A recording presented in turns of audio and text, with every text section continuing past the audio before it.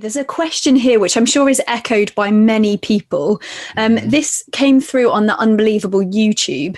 And the question is, why did God send COVID? Does he enjoy watching people suffer? Well, I don't think that God enjoys people suffering. I can't think of any reason in the Bible to say that. But neither should we think that COVID was necessarily sent by God. I mean, it could have been, who knows? But it could be just the result of evil doing. Justin and I talked about this last time, about the carelessness that may have taken place in that Chinese lab that released this virus into the world. And so this could again be the kind of intertwining of natural evil and moral evil that so often seems to occur.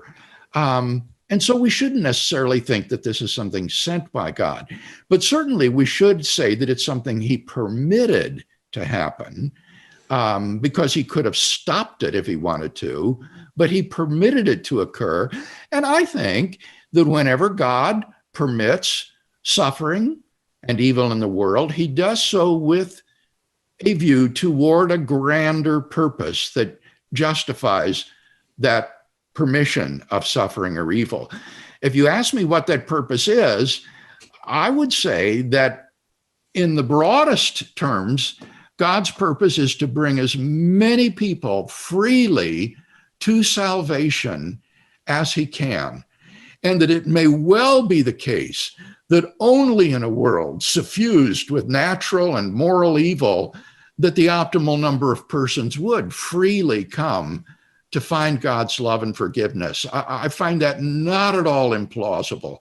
When you look at the places in the world today where Christianity is growing at its most rapid rates, it will be in countries that have experienced terrible natural and moral evil, such as Ethiopia, China, Indonesia, El Salvador, and other places, whereas in the indulgent nations of Western Europe and North America, the growth rates are pretty much flat.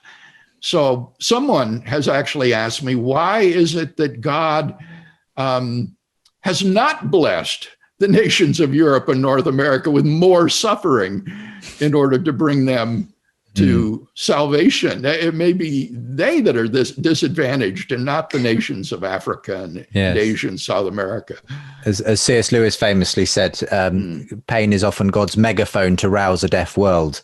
And I've always found that illustration you use, Bill, very helpful, of the fact that... I think that is just sociologically demonstrable. As I say, when you look at those countries in the world where the most people are becoming Christians and the church is growing most rapidly, I think it just gives empirical evidence to Lewis's suggestion.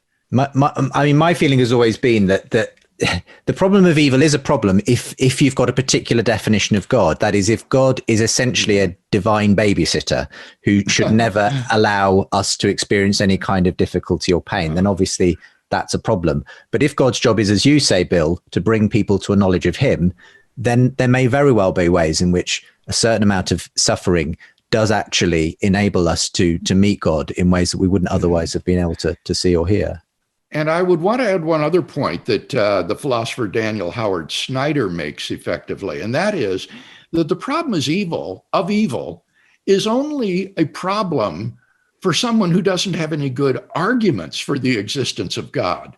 But Howard Snyder points out, if you've got good reasons to believe that God exists, then the problem of evil is not a problem.